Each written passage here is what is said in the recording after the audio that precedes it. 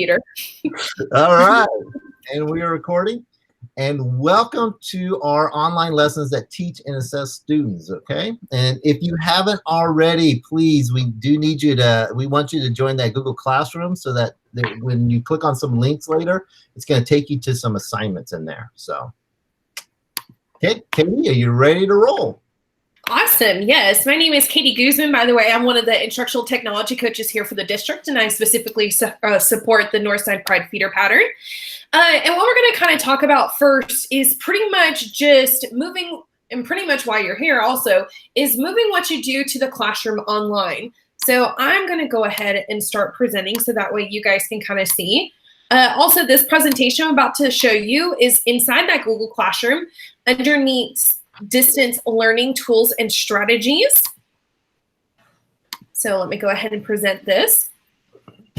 So whenever we're talking about moving things from classroom to online, we want to think about the same kind of thing that we do with the lesson cycle. But since we're doing things a little bit different, our lesson cycle is going to look a little bit different. I just took Madelyn Hunter's lesson plan cycle. This is one that is pretty widely used around the district.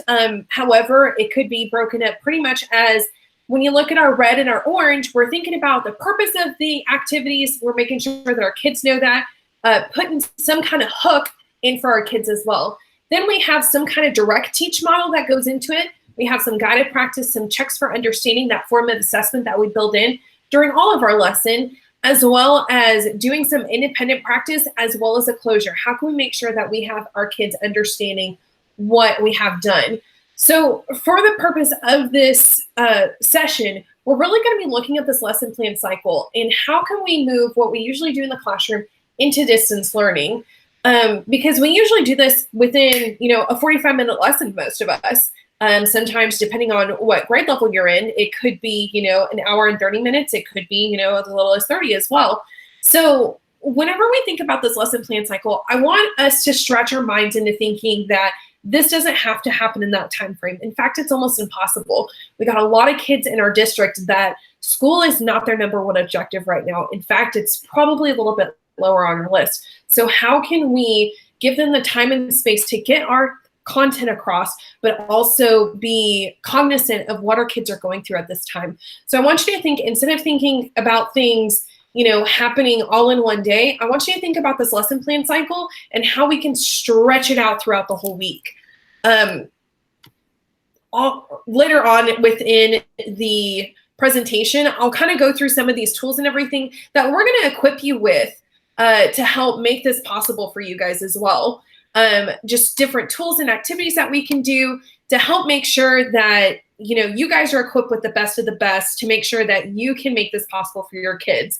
And we're going to show a couple of those different examples of how we can stretch out our lesson plan cycle over the week. So I'm going to pass it over to Doug, who's going to show us something called a playlist lesson format. Thank you. I never really did introduce myself. I'm Doug Goossen, Instructional Technology Coach. And what I'm going to do here in just a moment is I'm going to show you a playlist. It's an example, and it's just one of many types of examples. So don't think that it needs to look exactly like this, and don't think that it needs to be as long as this. I want you to be thinking about there's an educator that I like, Angela Watson, and she talks about the MVP. Okay, minimum viable product. And what she means by that is, what is the minimum amount that you need in order to teach that lesson? And so you need to be thinking about that, because if you can get that and then later on build onto it. So this one is pretty well developed. But wanted to give this to you an example, and there's also going to be a template for this, and you can in the Google Classroom that we asked you to join. And if you haven't yet, please do that. You'll also see this in there, so you can go back to it and refer to it. But I want you to look at what elements that we have in there, because the purpose was to develop an online lesson that allows students to move through it at their own pace, and includes choice, it includes differentiation, and it's also organized in a way that a student would understand, this is where I start, and this is what I do next, and this is what I do next, and this is what I do next. Because I saw some people mention in the chat about the fact of their kids were jumping around on what they're supposed to be doing, okay? So this isn't necessarily going to stop them from, I mean, they can always jump ahead, but it at least gives it to them in an order that they could clearly see what they're supposed to do. So here's what I'm gonna do. I'm gonna drop into the chat a link to this example. So if you just click on this link, and then I'll present in just a moment. All right, so there's a link to a playlist format. So if you can go ahead and click on that and open that up, because there's some links in there that are going to take you to that Google Classroom we created, so that you can see how these things work together. Because not everything is in the Google Classroom, and not everything is on this paper. So I've created the paper as kind of like it's like the menu that they're going to go through. So let me start presenting, and I'm going to take you through this, and I'm going to actually have you during this time try out a few of these items, okay? Not going to try out everything. That would take a very long time, but we're going to try out some of them. Okay, let me hit this, let me hit share, and let's have that take over. So let me walk you through what I've created here. I did this in Google Docs. This is where I created it. And I just created a table in Google Docs, in which is just 1, 2, 3, 4 across and then down, and I just added onto it as I needed to. Now, what I've done in this table is I have, using color codes, using icons, using numbers, I've got instructions here, and I've got links here. And I've tried to add everything I can think of what I needed to give the students in order to understand what to do and how to move through this lesson. And of course, a lesson should start with some type of introduction, some type of hook to grab them. And so that's what I have right here with this start here. And you may be noticing this one up here that says help, and it's just a white background.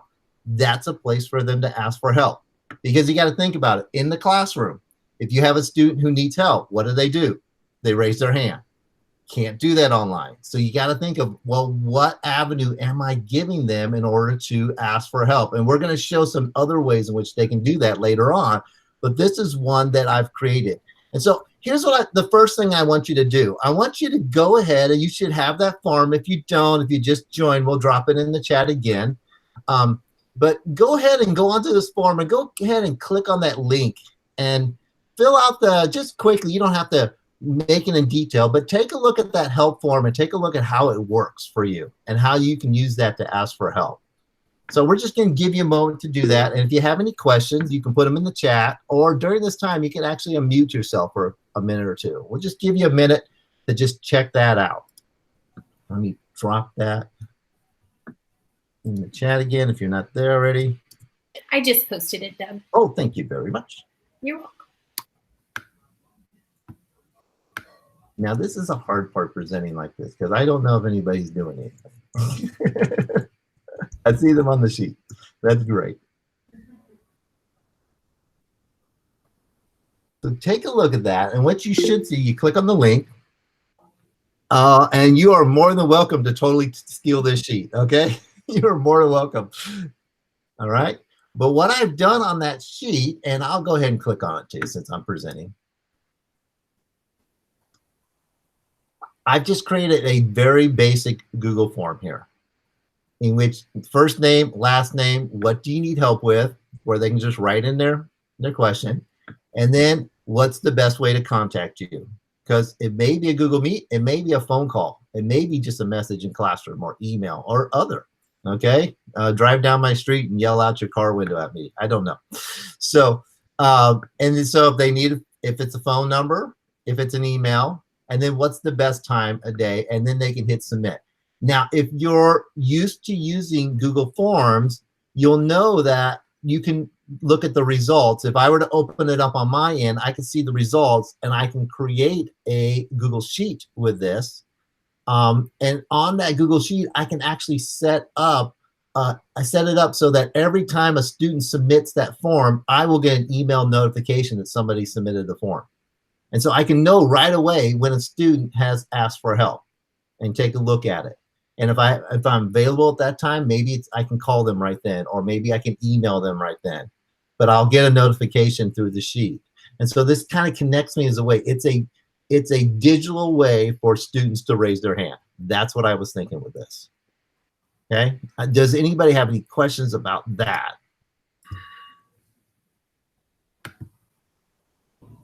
once again, you are more than welcome to use this. There's nothing fancy about it that I came up with. All right, I'm going to move on though.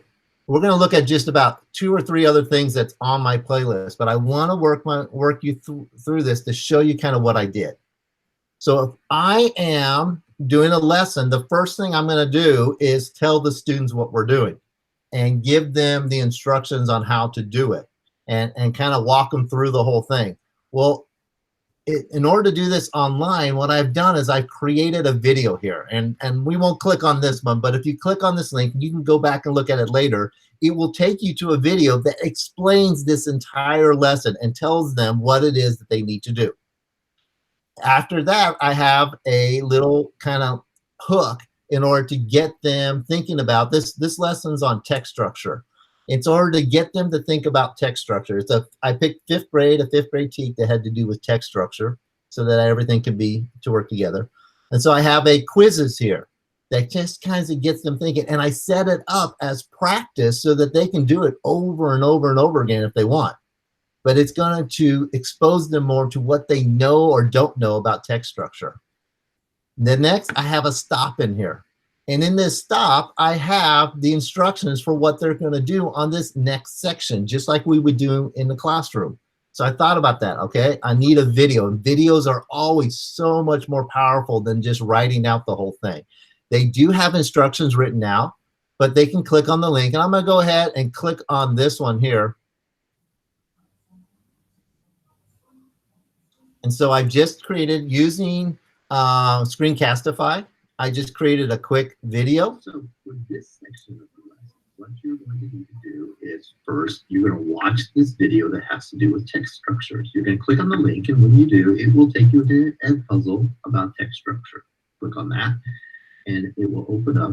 Now, the Edpuzzle does have some questions for you to answer as you go along, so pay attention to the video.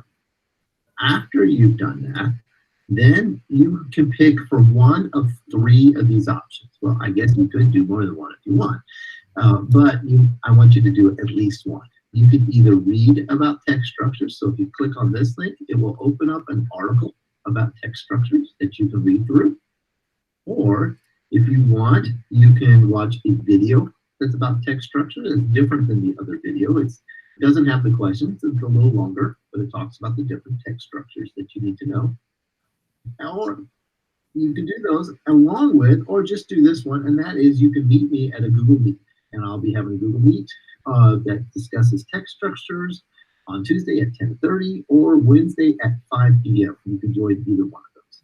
And I will record those too and put that in the Google Classroom after the meeting is over. So you need to do one of those, at least one of those. You can do more than one of those, so that you can learn more about text structures. Okay, so as you can see, what I've done here is when the student gets to this section, they can see, okay, I've got to stop here and I need to watch this video. And then they can move down. I've got the numbers that kind of help them move through it. This is a little symbol that I've added in there to let them know that this is a video that they're going to watch. Okay, they're going to do something with this video. I've added this little symbol in there to let them know that there's a choice in here. And we talk about wanting to give our students choice. And so I found a digital way to give them choice. Here's what I want you to do. I want you to go ahead and what you can do, let's see here. Oh, no, this isn't the one I want to give you a choice on. There's a couple places in here where I worked in choice. But as you can see, I gave them 3 different ways in which they could learn about text structure: by reading the article, by watching the video, or they can meet with me and then I would do a lesson on text structure. You notice I just have those 2 times, 10:30 a.m. or 5 o'clock p.m. that they can meet with me. I've set that, and so there's a purpose for that meeting is what I've done. It's no different than if you were in the classroom and if you were to give them choice on how they wanted to learn. You'd say, hey, this group, you can go over there and read this article. And this group, you can go over there and watch this video. And this group, if you want, you can come and meet with me. So I'm just doing the same thing and trying to turn it into a digital format, but the students can just work their way down the list. And as they go down, I have these stopping points along the way for them to kind of check in before they move into the next section. So I've got my hook, I've got my place where they're doing discovery, where they're learning, Now I've got my area where they're going to practice what it is that they learned on text structure. So here's what I want you to look at on this one. As if you're not back at this sheet, I want you to come back here. And so they would watch the video that explains it. And then I tell them to pick one of these Newsela articles. So I've set up I went and found 4 Newsela articles for them to pick one from. But it tells them in the video, and it also tells them here, to do step 6 before they read the entire article. Because step 6 is kind of like a reading response sheet that they're going to complete. So I tell you what, go ahead and take a look at how that works there, the Newsela. If you can, just if you want, just click on that link right there and take a look. While you guys are looking at that, I know one of the concerns was having, only a limited amount of kids that come on your Google Meet every single day. Something that I appreciate Doug did was with his Meet the Teacher time, it was Tuesday at 10:30 a.m. and then Wednesday at 5 p.m. So it wasn't the same time for both days. It was drastically different times. So if you're struggling with getting students on your Google Meet, that might be a tactic to try is talk to your students and seeing what time is really appropriate for them. Maybe at 5 o'clock they have dinner time or they're trying to get their little brothers and sisters ready, but at 10:30 a.m., that's perfect for them. So maybe getting with your students, what's a good time for them and giving those differentiated options for the time of meeting with you as well. Thank you. You'll notice when I clicked on the link, it took me to Google Classroom and it took me to that assignment. Here's the thing. I put the assignments in Google Classroom. I grouped them by topic, but I didn't worry about what order they were in Google Classroom because my order is on that playlist. I just had to get the link to them, and you can do that for any Google Classroom assignment. You can click on the 3 dots, and if you're building the assignment, it will also have a choice in there to copy to get the link to it. And I can get that link and put it in my playlist, and it'll take them straight to that assignment. And as you go here, if I click on this one, it takes me to Newsela, and I can create a Newsela account that's connected with my Google Classroom. They have to sign in. You may be familiar now. You may be thinking about I teach science or I teach math, and I'm just giving this as a reading instruction or a reading example. And you can do the same thing in science. You can do the same thing in math or social studies. It's just a matter of thinking through what would I do in a lesson and how can I organize that in a way that students would know what to do next. So in this case, it took them to Newsela, and look at that. I've got 4 articles for them to pick from in Newsela. So they've got some choice there in what they want to do. And one of the reasons I use Newsela is because it also allows them to change the lexile of their reading. So there's some differentiation in there too. And so I thought about just grabbing those articles and just I can do the PDF of it and stick it in my Google Classroom. But I thought if I have them go here, they can actually change the reading level for their article because we're focused more on text structure than on just the actual words. I'm not even having them answer questions in here. So let me stop right there before we continue. I've got just 1 or 2 other things that I wanted to show you. And just see Doug, just for later, we had Christina Pape, and it happened to me as well. We're getting an error message with the Newsela articles, and it could be because we didn't sync them because we just added them in. So that might be something we want to do after class is just sync the Google Classroom with Newsela. Okay. Think it's the next time you go there? All right. So once again, we're all learning new things. I went to Newsela, worked it through, thought I had it, and guess what? These are the things that happen. Sometimes you plan something and it fails. So in this case, if you did that, what do you think the student would do? So you're the student. My Newsela link is not working. What would you do?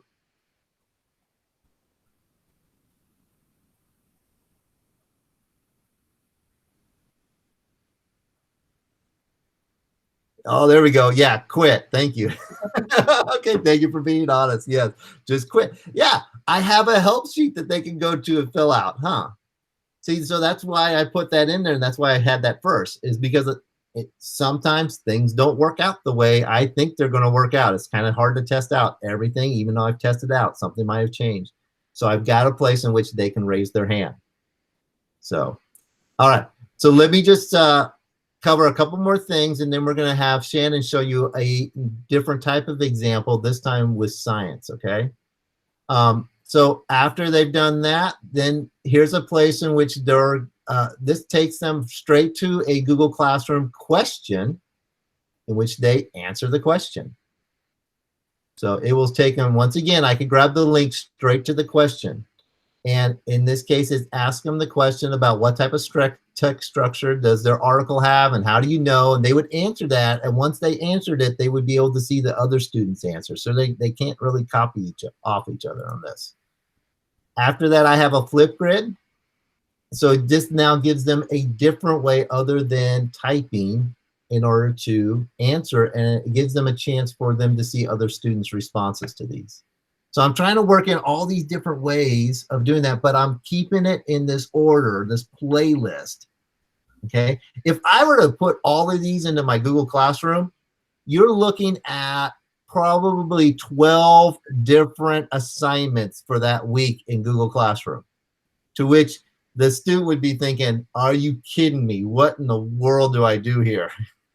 Okay, but by taking those and putting them into a playlist, color coding them, having them numbered, having the icons and everything, a student can just follow from top to bottom what they're supposed to do. And like I said, I wouldn't do this for a daily lesson. This is a lot of work. When I showed this to a 5th grade teacher, he said, that's easily 2 weeks worth of work right there. Easily 2 weeks. But within this 2 weeks, there's probably about 5 or 6 places I could get a grade at. I could get a participation grade from the flip grid. I can get a grade from this answer. I can get a grade from when they fill out this reading response sheet. I could also get a grade back up here at the Ed puzzle if I wanted to. I could give them a participation grade if they, somehow, if they met with me, well, if they did other ways. So there's all these different ways in which I could give them grades on this if I needed to. All right, and then let me just finish this off. So once again, I have them stop at another video, quick video that is like 1 minute long that explains the next section. In this section, I have a writing element. There's another grade I could get if I needed to, in which they would click on this. It would open up, go to Google Docs and gives them an opportunity to write, is what it does. And then finally, I've put a quiz on here. You notice the quiz is at the very end. And so my thinking is as they go through it and ask for help and they got hooked, they've discovered, they've practiced, they've written, now they're ready, and I can feel confident that after they've done all that they could take this quiz and do well on it because they've had all this opportunity to learn and practice text structure by this point. And it's all been organized for them. So I'm gonna stop sharing now. And let's see, let's turn it over to Shannon. All righty. So I'm Shannon Summers. I'm another instructional technology coach. And I'm going to show you a lesson using the 5E model. And similar to like your typical lesson cycle, those that teach science are familiar with this because it's in Eduphoria. So I'm going to go ahead and present my screen. This link is on the agenda. Let's see.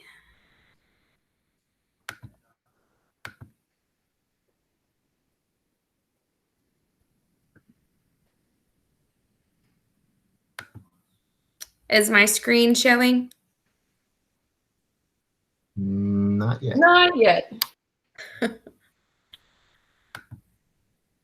Let me know when it is.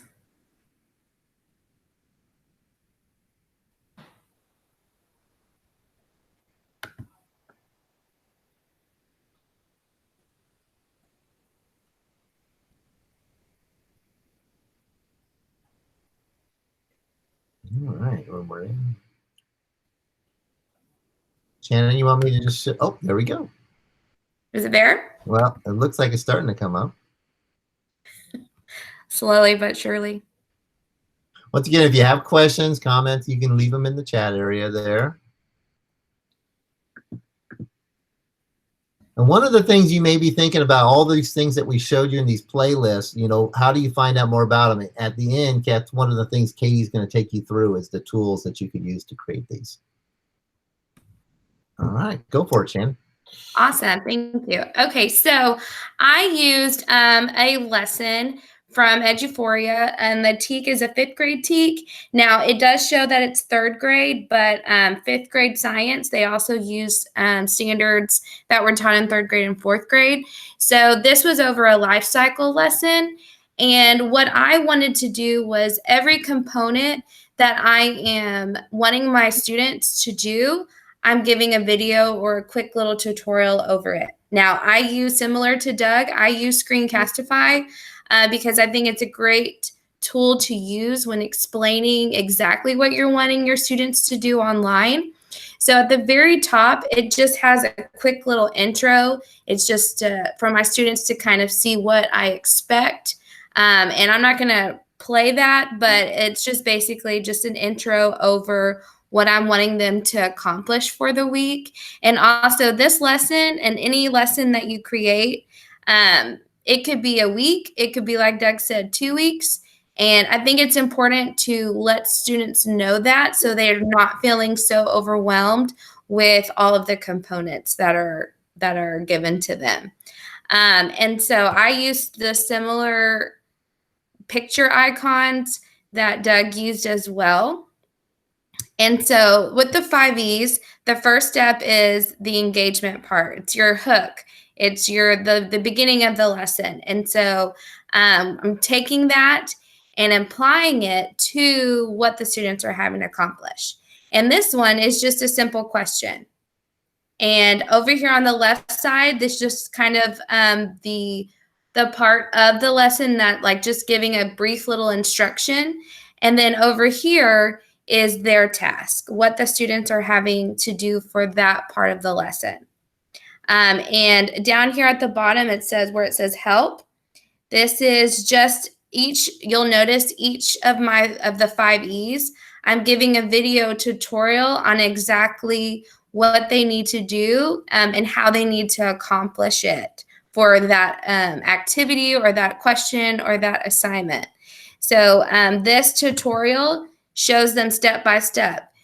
If you click on this link, it's going to take you to Google Classroom. And in Google Classroom, you're going to answer the following question. So I'm literally going step by step for them to, just to help them better understand what I'm wanting them to do. And also this, I didn't mention it before, but this resource I used from a lady, her name's Catlin Tucker, and I've attached an online resource and a blank template in that Google Classroom. And so feel free to use any of the resources that she has because she has it online. And so feel free to use that. Okay, so I have the engage section. The next is the explore section. And this one is just, it could be a video, it could be just kind of something to interest them. Part of the TEK that was over the life cycles was over, like, the life cycle of a tomato plant, a frog, and I forgot, ladybug. And so I just have a quick little 2-minute tutorial, nothing over 5 minutes, just because you lose students' interest over 5 minutes. But it's just a quick little tutorial over just the process of one of those organisms. And again, over here on the help, I have the icon. And of course, if you teach lower grades, this would look a little different. It definitely wouldn't have as many words for them, but the icons really help with the students who struggle with reading. Just kind of is a quick little visual to help them navigate. So this one is just an Explorer video tutorial over what exactly I'm wanting them to accomplish for that task. And then this would be their assignment or the activity or the question. Okay, then I move to explain. And this is where, similar to Doug's, this is their choice. So they have the choice of reading a couple of articles. And I use the articles, most of the articles from Eduphoria. So I'm trying to stay within Eduphoria to also show you how I can use the resources that are given in Eduphoria into a structured online model. So here they have the choice.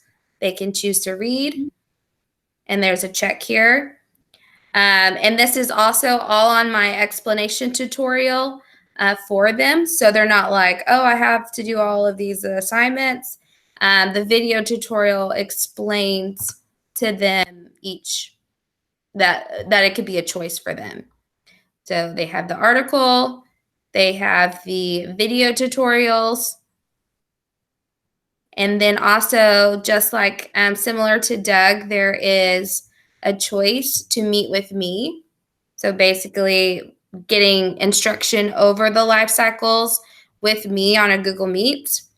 And like Katie said, you can kind of, based upon like what's the most convenient for your students, because they all have different schedules, and they're all, there's some that are sharing advice with each other. There's some that are having to do things throughout the day, take care of younger siblings. And so nighttime might be more convenient for them. But that's just something that you would need to ask your students what's easier for them. There's also, I've attached a Google form stating like an extra time that, like, let's say the times you give aren't convenient for them. Well, the Google form they can fill out to let you know a time that's available, like that would be convenient for them. And feel free to make a copy of the Google form, and you can change, add anything on that Google form. But that Google form, it just simply states it has their name. And once it pulls up, I can show you a little bit more on that. So it has their name, and then it has days of the week I am available, and they can check off any of those days. And then they can also check off the times that they are available. So then if they need some more, like if they need like extra help, or if this time's available, then you can have that conversation with them about meeting to help support them in this learning. So yes, feel free to use this or change it, edit it. It is there for you. Yeah, and both of these, the playlist, the examples, and templates for them are in the material area in that Google Classroom that we had you join. Yes. Hey, before we move on to looking at some of the tools, we've just shown you how we've created these using Google Docs. But you can, and we've incorporated them with Classroom and kind of use those two things as our delivery modes is what it is. But you could do the same thing in Seesaw, because you can link to assignments in Seesaw. You could do the same thing. You could create it using Google Slides, in which you can incorporate the videos right there into the slide if you want. You could even do something as simple as in Google Sheets, in which you could put what they need to do and links to what it is that they need to go to in Sheets. And so it doesn't have to be complicated. We just try to show you how, when you run into those lessons and you're trying to get your kids to do things in order, and you're trying to go through an entire lesson format, you got to think about how am I going to do it and what order am I going to do it, and let me do the best I can to present it to them in that way so that they can move through it at their own pace. And both Shannon and mine, the only thing, if there was any like certain time it had to be, was if the Google Meet, in order to find out more information. So Katie, take it from there, please. Katie, we can't hear you. You've been muted. I'm so glad somebody said something. I was going off. I've seen a lot of people in the chat start talking about how they're excited, they're loving this, and now it's like we get to put this to life.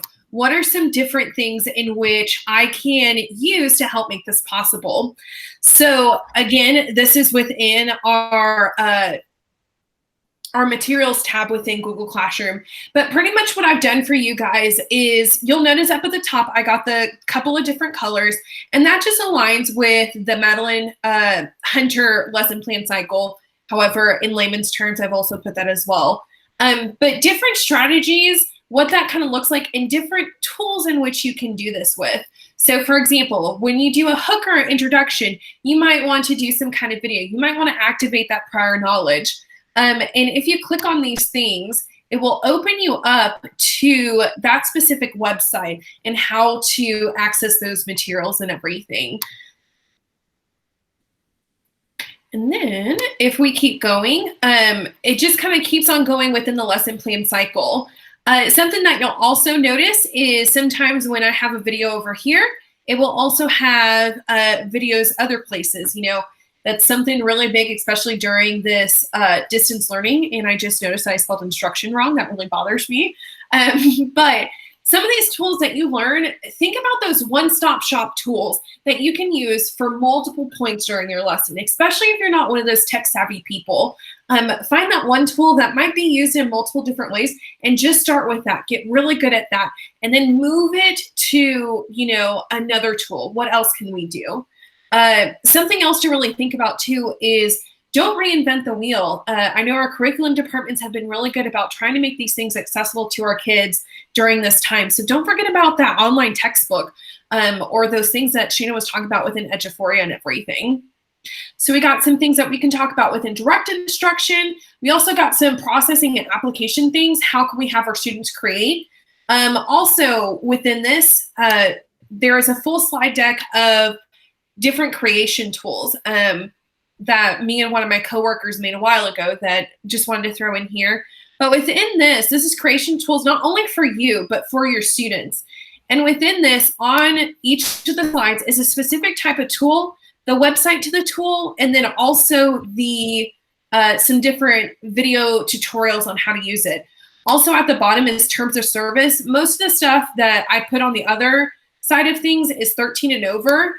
However, there are a couple of things are all ages, not 13 and over. But for some of these creation tools, there are some things that are over 13. So just be cognizant of that. Even though we're not looking at them using the tool, we want to make sure that our kids are being safe.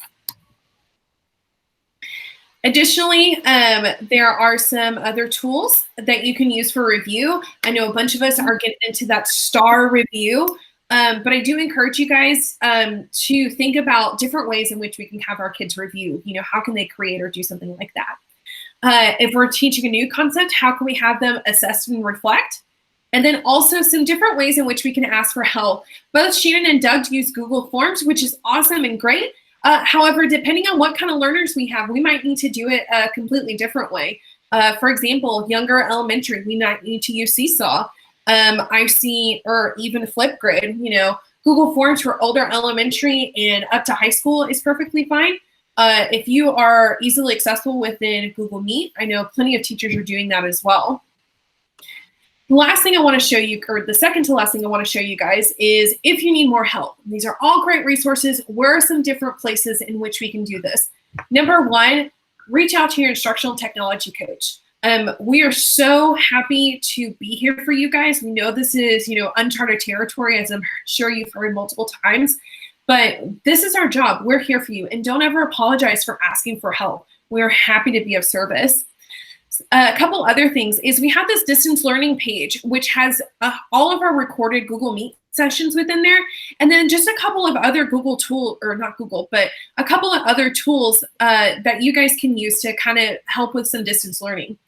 Also, we have our instructional technology resources that will take you to some of those tools that I showed earlier. There's tutorials within here, and all of these images link to the specific place within the website. The last thing is, if you're not too comfortable with your instructional technology coach, go ahead and fill out this distance learning assistance form. That way, either your instructional technology coach or one of us is easily accessible and can help you with your need immediately. And then the last thing, I know Doug and Shannon showed you two different implementation models. These are a couple that I found as well. The HyperDoc, which is pretty similar to what Doug has shown us. It's just pretty much kind of going through on the sides and, you know, breaking up everything. The next thing is just a choice board, which is just like it sounds. I linked in the traditional tic-tac-toe board. in which, the students collect an activity from the blue side, they have to complete the activity in the middle, and then they pick a yellow side. There are a variety of different choice boards on the internet if you have the willingness to find them. But this was just an example I pulled from, her name is Shake Up Learning, Casey Bell. The last thing is a different type of playlist than what Doug had. It helps a little bit more with kind of creating those choice activities. Do first, do second, do these things in any order. They can do some options and things. But again, just another template for you guys to use. We wanted to have you guys not only leave this session with all kinds of ideas, but we wanted to make sure that you guys were equipped with all of those tools as well. So again, if you need help with any of these things, we're happy to help with all of this stuff as well. And additionally, you have your instructional technology coach to reach out to. All right. Well, this would be a great time. If you've got some questions, unmute yourself. You're more than welcome to unmute yourself, ask some questions.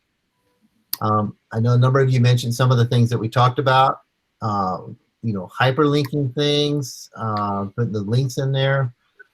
Let's see, picture icons, color coding, all those things kind of help that student kind of visually see this is what I need to do next. And so that's what I wanted to show you. Somebody asked, so this wouldn't be a 1-week assignment. The one I showed, definitely not. I mean, especially this time of year, especially with what we're going through right now. I mean, that would be easily 2 weeks, maybe even 3. But like I said, with your pressure with getting grades from students too, and I understand that. And so there's a number of different activities in there while they're working through it that you could be getting grades from, because that's what we want. We want lessons that the students can go through it themselves at their own pace, and also that they would have enough information and ways to ask for help when they needed to. So, what questions do you have?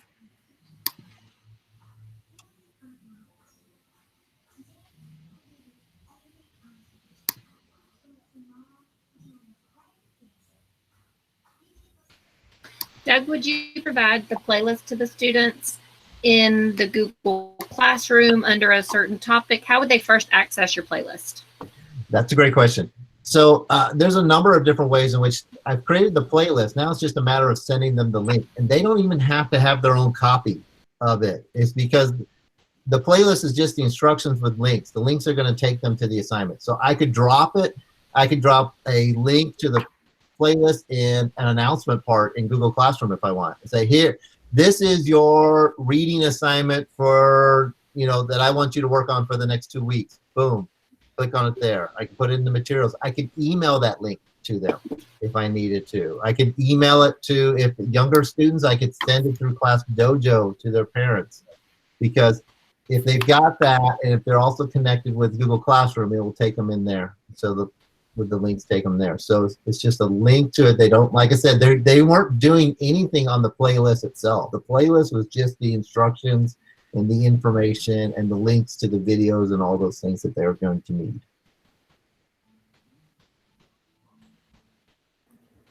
So in Google Classroom, you would add that as a resource so that it doesn't require them to submit something for an assignment? Oh, yeah. Yeah, I could add as material, or I could add as an announcement, but yeah, I wouldn't, it's just a resource for them to click on. Okay. And if you look in the Google Classroom, all the assignments that I did in that one, they're all grouped together and they're all under a topic, but they're not, the order doesn't matter.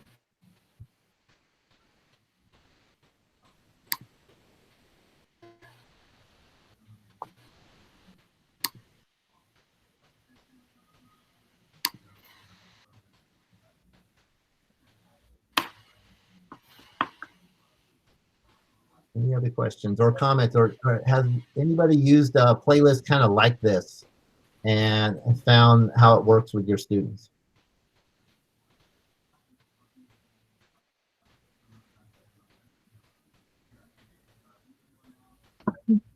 I've done a hyperdoc before, but I did it at the beginning of the distance learning, and it was way too much information for them all at once. So had I done it over a week time, I think it would have been more successful than just in one day. So you were giving them too much at one point. Is that what you're saying? Yes. Yeah, like mine, I could have broken it up and say, here, do this You know, I could just send them the first section, and you're thinking maybe just little chunks. Yeah, I think of like college classes that I take when at the beginning of that semester, when you look at that syllabus and you see all that work that you have to do, and then your heart starts pounding because you're wondering how you're going to do it. And I can see that. And if your students you think are afraid of doing that, you could take your playlist and break it up into separate ones. Say, okay, just do this part. The thing is I thought through the lesson and what order I'm going to do it in, and figure out how to digitize that. I'm doing that with an assignment this week, a hyperlink, kind of like the tic-tac-toe. And somebody else on our campus has done it, and they do it like a daily agenda. Like on Monday, you do this, and on Tuesday, this, to kind of also help the kids strategize how to manage their time a little bit better. Yeah, I've seen some teachers, and when I ask them about, well, what if they don't do it on Monday? And they always tell them, well, that's just kind of a suggestion to help them organize them. And I get that. Yeah, and that template I use, there's 5, so you don't necessarily have to use it as like the engage. I was taking a lesson plan and developing it that way. But you could even do Monday, Tuesday, Wednesday, and those blocks as well on that template. So, Hannah, you mentioned that ours is mainly the parents just not letting their kids do the work on the computer, I'm guessing. That's a struggle. And I wish I had a quick solution for that. I don't. Anybody else? Any ideas, thoughts on that?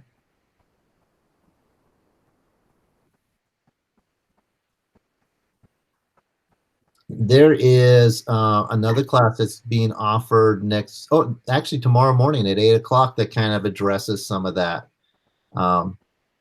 So 8 o'clock tomorrow. What's the title of that? Selena knows. I'm gonna quiz her right now, but she's on mute. The Students won't turn in the work, now what? Don't turn, yeah. Kids won't turn in the work, now what? And it just kind of helps you think through what are some of the things that you could do so that you feel you've done all that you could do. Because sometimes you're just trying to get to that point, huh? I just want to feel like I've done everything I can do. And I'm just not there yet. So.